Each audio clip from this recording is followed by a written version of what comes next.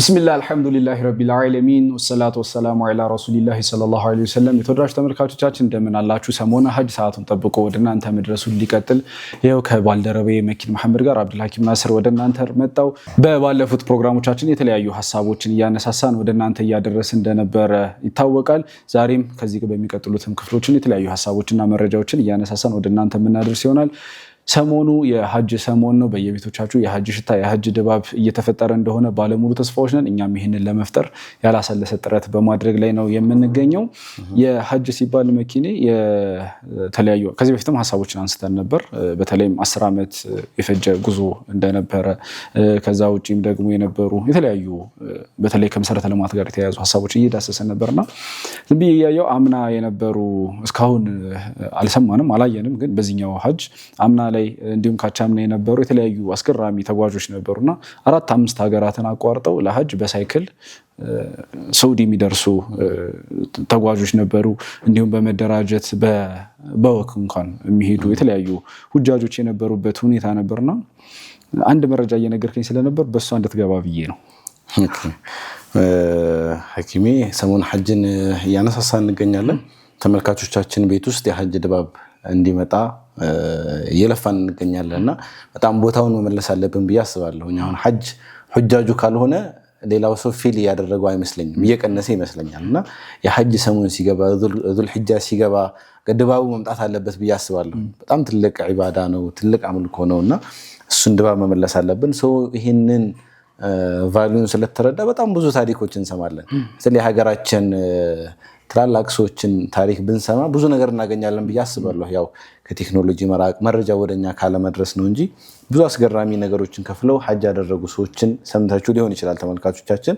ዛሬ ግን ያገኘሁት መረጃ በዚህ 2026 ሀጅ ላይ የተከናወነ ነውና የ50 ዓመት የፍራንኮች ጥርቅም ይላል። የሳንቲሞች ጥርቅም ይላል። 50 ዓመት ሙሉ ያላለሰለሰ ጥረት ሲደረግ ቆይቶ ያላለሰለሰ ጥረት ስታደርግ ቆይታ ሀጅ ለመሄድ የበቃችሁና ሳውዲ አረቢያ ስለገባችሁ እንስት ነው የምናወራውና ይህች እንስት የ85 ዓመት ባሏ የሞተባት እንስት ናት። ከኢንዶኔዥያ ነው ታሪኩ የሚነሳውና 50 ዓመት ሙሉ ሀጅ መሄድ እንዳለባት አምና ልቧ በቃ የተጠራ መስሏታልና ትናንሽ የምትሰራው ጀስት መንገድ ላይ ምናምን ፋስት ፉድ ነገር ነው የምትሸጠውና በየቀኑ ከምታገኛቸው ገንዘቦች ላይ ትንሽ ፍራንኮችን እያጠራቀመች እነዛን ፈጣን ምግቦች እየሸጠች ከምታገኛቸው የዕለት ጉርሷን አሟልታ እንዳልነው ባል የላትም፣ ባሏ የሞተባት እንስት ናት። ልጆቿን እያሳደገች በዚህ 50 ዓመት ጊዜ ውስጥ 8 ልጆችን ወልዳለች።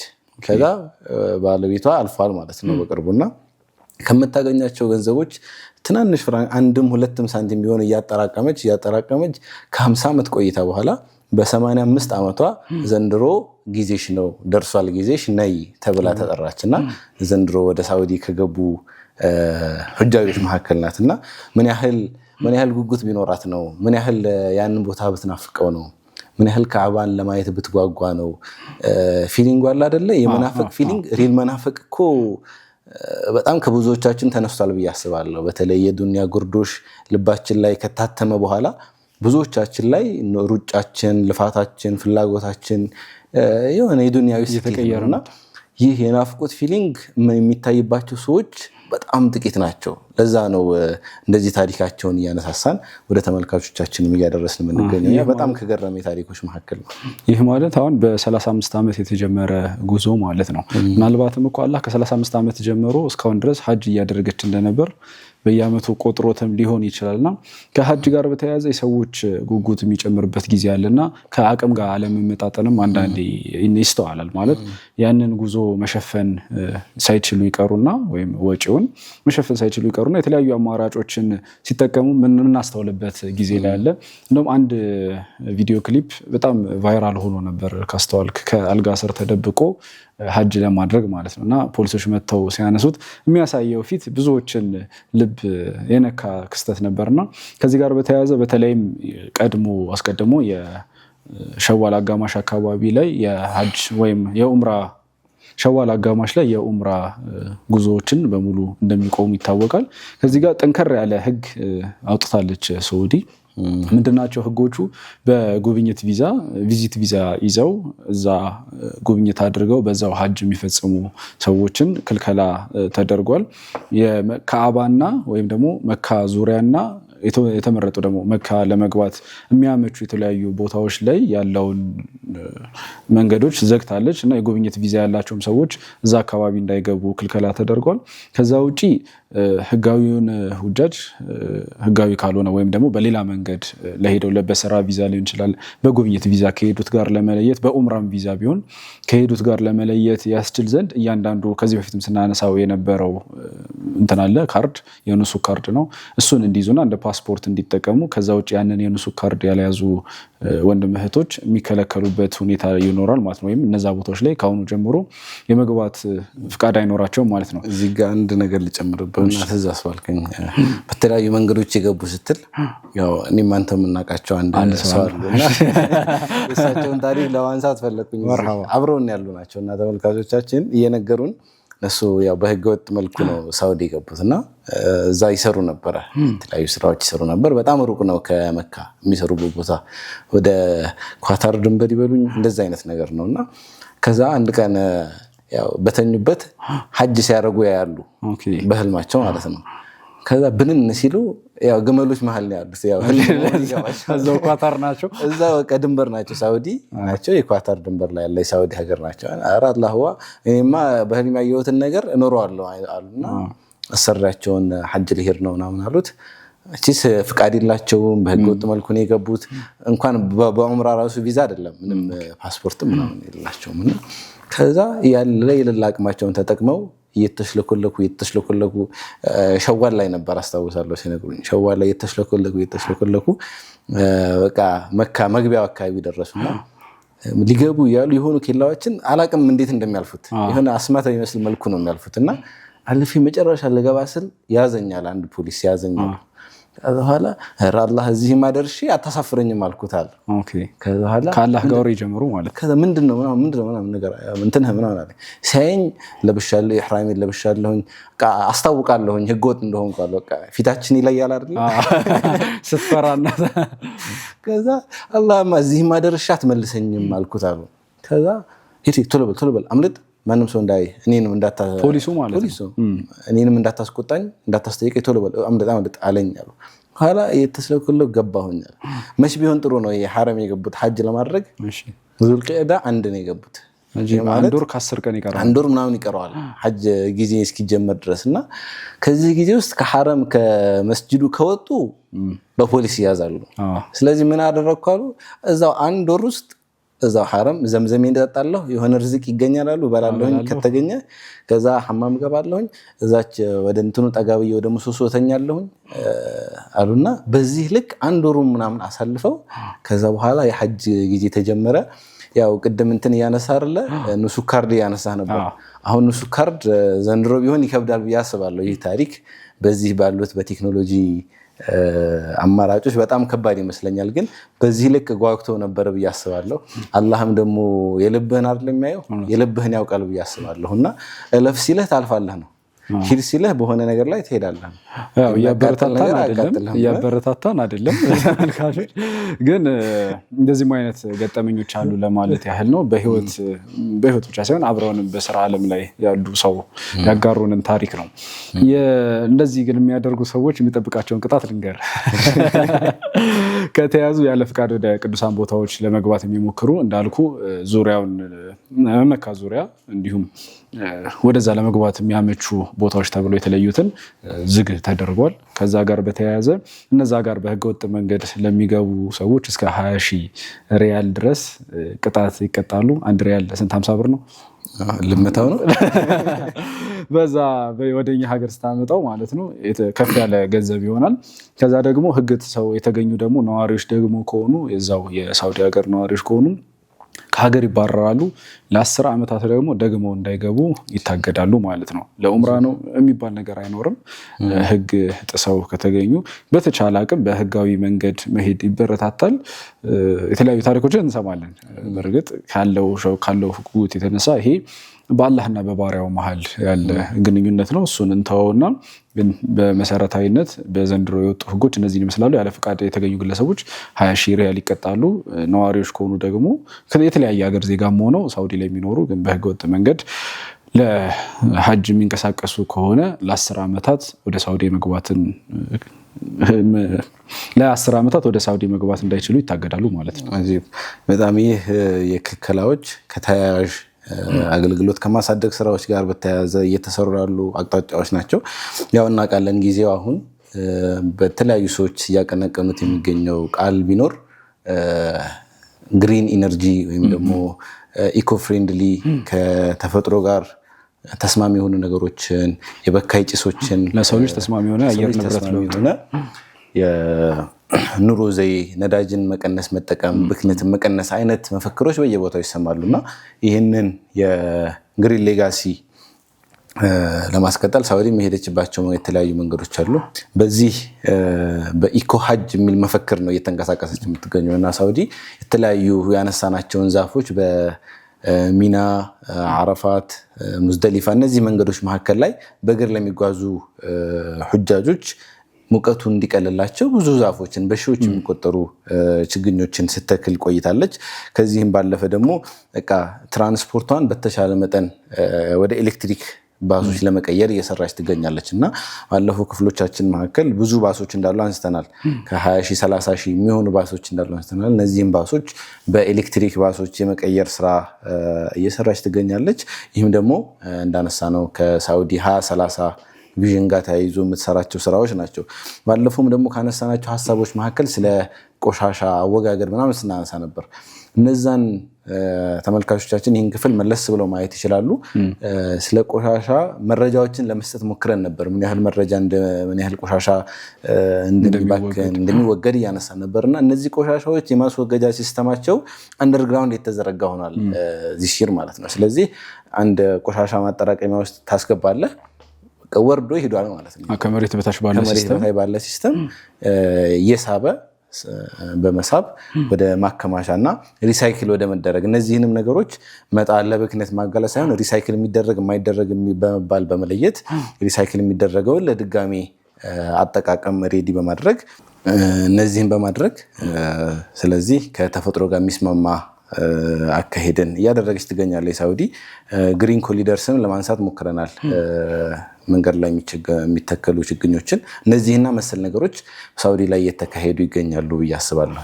ምናልባት ይሄ ከተፈጥሮ ጋር በተያያዘ በረሃማ ቦታ ነው እና ያንን ለማስተካከል ወይም ደግሞ ከዛ ጋር ለሰዎች ተስማሚ የሆነ ሲስተምን ለመፍጠር የተለያዩ የዓለም ሀገራት G20 በለው 20 ሆነው G7 የምንላቸው ከአየር ንብረት ለውጥ ጋር በተለይም ደግሞ በካይ ጭሶችን ከመቀነስ አንጻር የተለያዩ ውይይቶችም ሲደረጉ እንደ አፍሪካም እንደ ኢትዮጵያም የተለያዩ ጥረቶች ሲደረጉ ምናምን እናስተውላለን እና ከዛ ጋር በተያያዘ እንዴት ነው አሁን የበረሃ እንደውም አንዳንድ ሰዎች ሲገልጹት ምን ይላሉ? አሸዋው ላይ ጣቱን እንደዚህ ይሄ በጣም በሚያቃጥልበት ሰዓት ላይ አስቀምጦ የሚያነሳ ሰው ምናልባት ቆዳውን ላያገኘው ይችላል የሚባል አይነት ሙቀት ያለበት አካባቢ ነው እና ከዛ ጋር እየተሰራ ያለው ሂደት ከዚህ በፊትም በነበረው በተለይ ከሙቀት ለመቋቋም ከሚያስችሉ መሳሪያዎች ጋር በተያያዘ የተለያዩ ሀሳቦችን እያነሳ ነበር። ይሄም የአረንጓዴ ወይም ደግሞ ከአረንጓዴ ተክሎችን የማብዛት ወይም ለሰው ልጅ ተስማሚ ማድረግ ወይም ደግሞ ሁጃጆቹ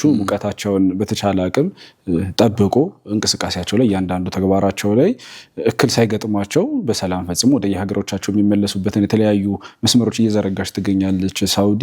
ከመሸጋገሪያ በኋላ እነዚህና ሌሎች ሀሳቦችን ጨምረን የምንመለስ ይሆናል። የተወዳጁ ተመልካቾቻችን ሰሞነ ሀጅ ነው እየተከታተላችሁ የምትገኙት። በሚንበር ቲቪ ዘውትር ወደ እናንተ እየደረሰ ይገኛል፣ ሀጅ እስከሚደርስ ድረስ ማለት ነው። ኢንሻአላህ አብራችሁን ስለምትሆኑ ልባዊ ምስጋናችን የእናንተ ነው። ሀሳብ አስተያየት ካላችሁ በተለያዩ የሚንበር ቲቪ ማህበራዊ ድህረ ገጾች ልታደርሱን ትችላላችሁ። አብራችሁን ስላላችሁ እናመሰግናለን። ከመሸጋገሪያ በኋላ እንመለሳለን። አብራችሁን ቆዩ።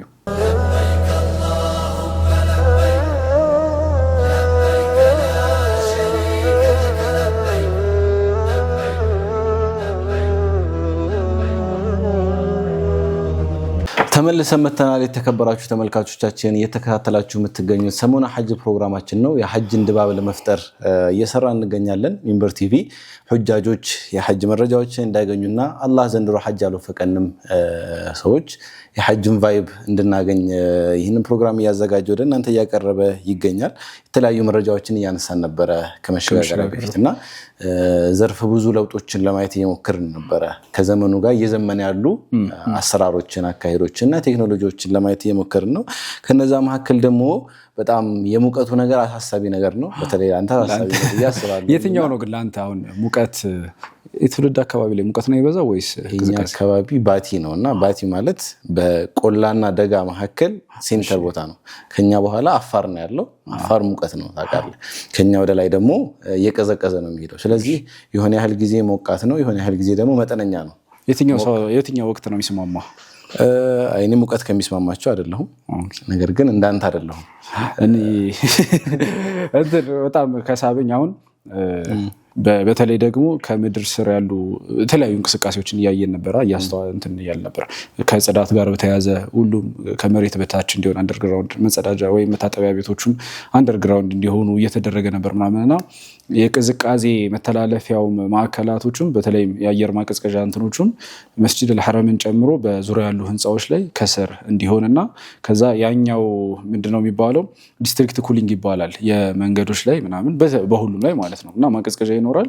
ከዛ ቀዝቃዛ አየርን ወደ ማህበረሰቡ ወይም ደግሞ ወደ ሁጃጁ የሚበትን እንቅስቃሴ ነውና እሱን እየፈለኩ መሄድ ይመስለኛል።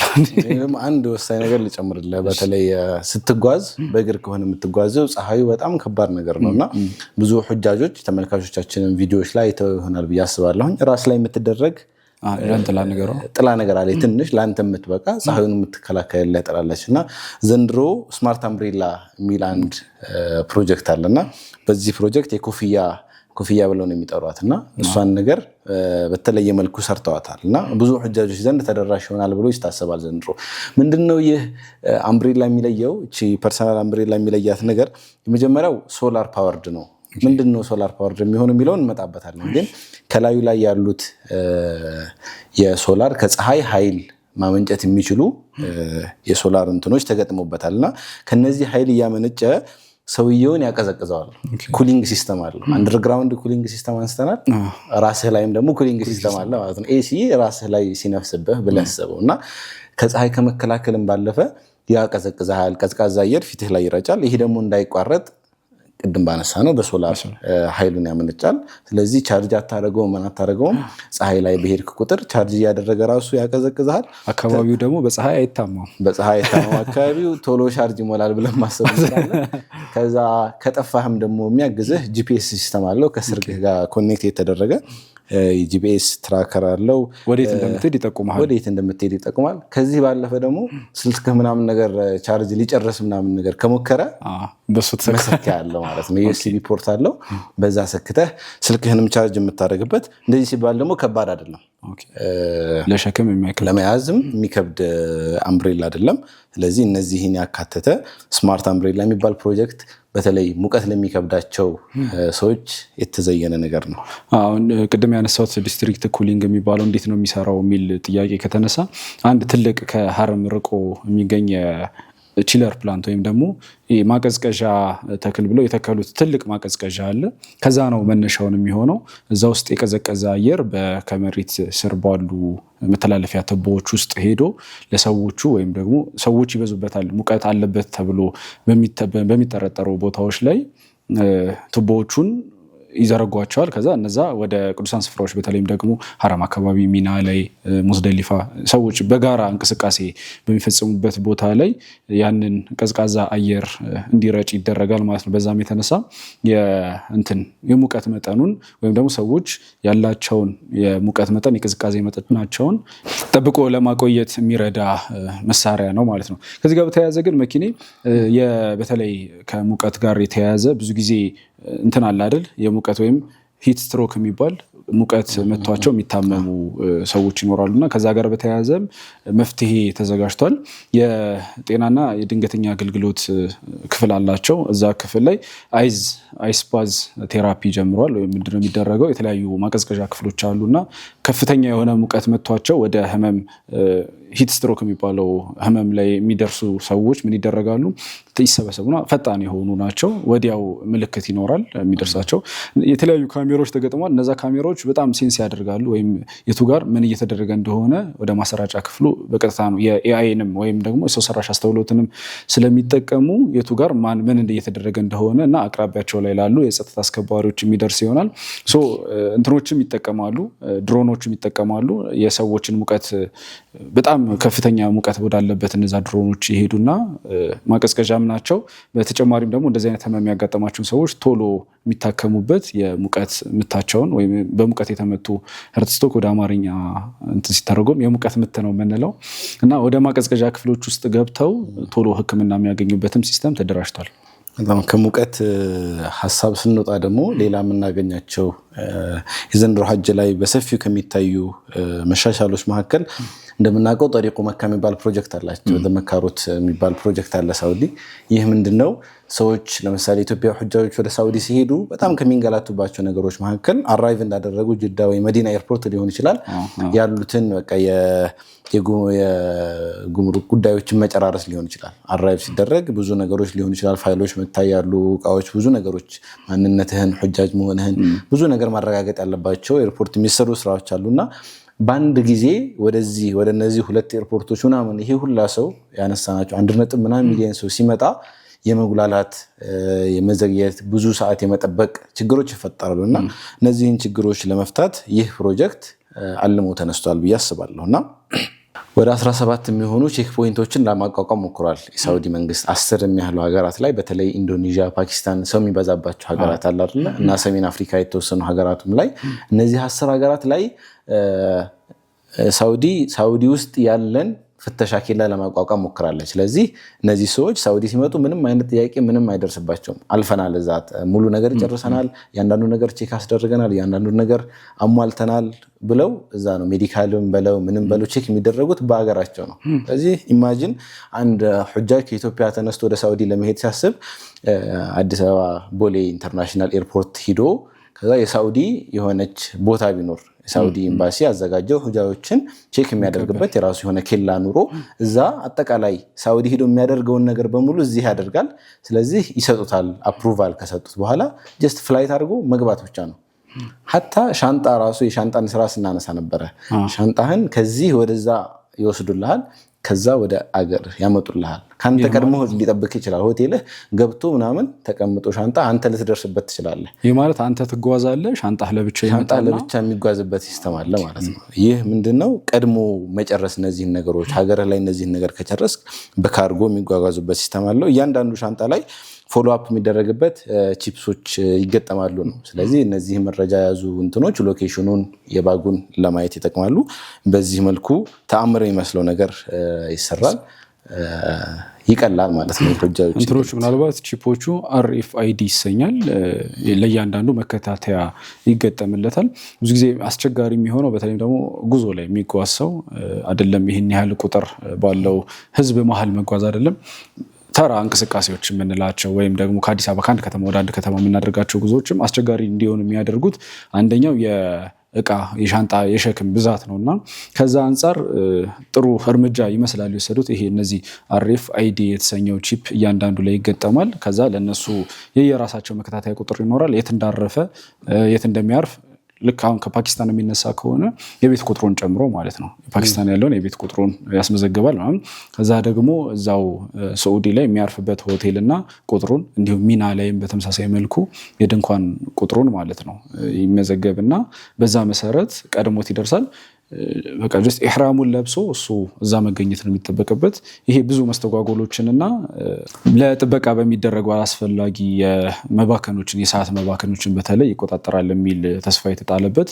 መካሩት የተሰኘ ወይም የመካ መንገድ የተሰኘ ትልቅ ፕሮጀክት ነው ይሄ የሚያሳየን በዘንድሮ ሐጅ በተለይ ወደፊትም እየተሻሻለ እንሄዳለን ብለን እናስባለን እያንዳንዱ ነገር ቀድሞ የመጨረስ ስራ ነው ያስተዋል የምንገኘውና ሚና ላይ እንደምታውቀው ታወሮች አሉ ወደ 6 አካባቢ የሚሆኑ ፎቆች አሉ ከቴንቶቹ ከድንኳኖቹ በተጨማሪ እነዚህ እንትኖች አሉና 1 month in advance ነው ቡክ የተደረጉት ካንዶር በፊት ጀምሮ ቡክ ተደርጓል ለሐጅ ጊዜ ሐጃጆች እዛ የሚያርፉ ሰዎችም አሉ ከድንኳኖቹም ባለፈ እዛ የሚያድሩ ሰዎች አሉና የሚያርፉ ሰዎች አሉ ለዚህ 100% ቡክድ መሆኑን ሳውዲ ባለስልጣናት ለማሳወቅ ሞክረዋል ይህ የሚያሳየው ምን ያህል ሐጃጆችም ሳውዲ መንግስት ነገራትን ቀድሞ የመጨረስ ቀድሞ ቡክ የማድረግ ነገራትን የማቅለል ስራ እየሰሩ እንደሆነ ነው የሚያሳየው የተለያዩ የኢንፍራስትራክቸር ሜንቴናንሶች እየተሰሩ ነው ሳውዲ ላይ 56 ሚሊዮን ኪዩብ የሚያህል የሳንድ ሰው የሚጓጓዝበት ቦታ ላይ ያሉ አሸዋዎችን ለማንሳት ተሞክሯል መንገዶችን የማጥራት ስራዎች እየተሰሩ ነው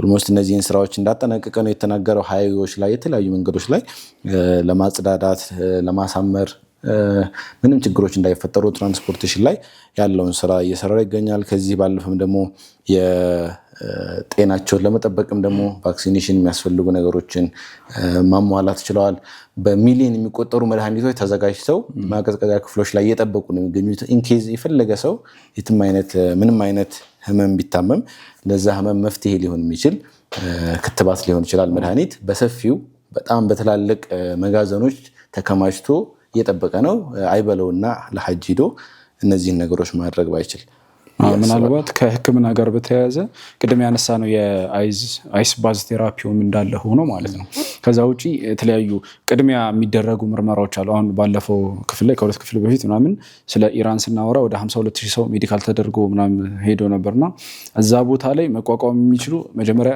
መስፈርቶች ተቀምጠዋል እነዚህ ነገሮች ማለፍ መቻል አለበት አንድ ሰው ተነስቶ መሄድ ስለፈለገና አቅሙ ስላለው ብቻ ላይጓዝ ይችላል እነዛ የጤና እክሎች ምን ናቸው የሚሉት ቀድሞ እንዲለዩ ይደረጋል እነዛ የተለዩት ህክምና ወይም ደግሞ የህመም አይነቶች ያለበት የሰውየው የጤና ሁኔታ ምንድነው የሚለውን ንሱክ ካርዱ ላይ ከተመዘገበለት በኋላ ያንን ካለፈ በኋላ ለሚያጋጥሙ ችግሮች ነው አሁን የተነሱት ወይም ደግሞ የተዘጋጁት የተለያዩ የመድኃኒቶችም ይሁን የህክምና ጊዜያዊ የህክምና ጣቢያዎችም የተሰሩት ድንገት ለሚያጋጥሙ ህመሞች ነውና ምናልባት እንዳልነው የተለያዩ በሙቀትም ይሁን በግርግርም በግፊያም የተለያዩ ህመሞች ይነሳሉ ወይም ደግሞ መረጋገጥ ሊኖር ይችላል የሚፈጠረው ብዙ ነገር ነውና ለነዛም ቢሆን ሳውዲ በቂ የሆነ የመድኃኒትም ክምችት አላት ከዛ ውጪ ደግሞ የጤና ቴንቶች ወይም ደግሞ ድንኳኖችን አዘጋጅተዋል ማለት ነው የሆነ ሰው ሲታመም በጊዜ ወይም ደግሞ በሚያስፈልገው ሰዓት ፈጥነው ይደርሳሉ ቅድም እንዳወራ ነው ከዚህ በፊት እንዳነሳናቸው ከዚህም ጋር ከሁሉንም ፕሮጀክቶቿን ከሰው ሰራሽ አስተውሎት ጋር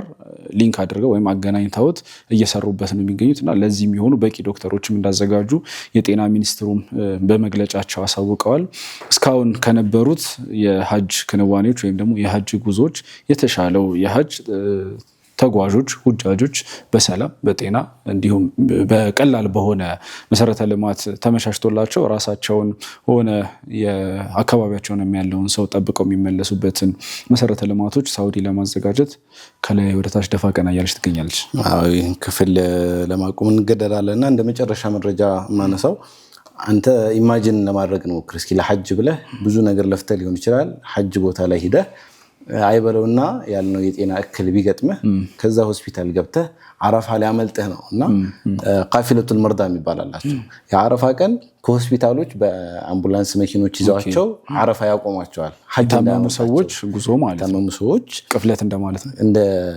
ቃፊለቱል መርዳ የታማሚዎች ቅፍለት እንደማለት ነውና ዙል ሒጃ ላይ ወይም የሆነ ጊዜ ላይ ከአረፋ ቀደም ብሎ ህመም ገጥሟቸው ከሆነ ሆስፒታል ተኝተው ከሆነ ይህ ጊዜ እንዳያልፋቸው ሳውዲ የጤና ባለሙያዎች በተለያዩ ሐጅ አረፋ ላይ መቆም ስለሆነ ሐጅ ማለት አረፋ ነው ዋናኛ የሐጅ ሩክን አረፋ ነውና ከተለያዩ ቦታዎች ይሄ የጅዳ ቅፍለት ነው ይባላል ይሄ የመዲና ይሄ ደግሞ ከዚህ ሆስፒታል ቅፍለት ነው ይባላልና በቅፍለት ነው በጧት እንደውም መጀመሪያ የሚቆሙት እነሱ ናቸው ይባላል በጧትና እንደዚህ በማድረግ የሁጃጆችን ሐጅ ለማሟላት እየሰሩ ይገኛሉ የጤና ባለሙያዎች እነዚህ መረጃዎች በዛሬው ፕሮግራማችን ያነሳሳናቸው ናቸው በቀጣይ ፕሮግራሞች ብዙ ነገር እናነሳለን ብለን እናስባለን ውድና የተከበራችሁ ተመልካቾቻችን ሰሞኑ ሐጅ ዛሬ እዚህ ላይ ለማብቃት ተገዷል በቀጣይ ፕሮግራሞች ቀሪ መረጃዎችን ወደ እናንተ የምናደርስ ይሆናል ሳትርቁ ጠብቁን ያላችሁን ሐሳብ አስተያየት ሐሳብ በመስጫ አማራጮቻችን ወደኛ እንዲያደርሱ ሐሳብ እንሰጣለን በሌሎች ፕሮግራሞች እስከምንገናኝ ድረስ ወሰላሙ አለይኩም ወራህመቱላሂ ወበረካቱ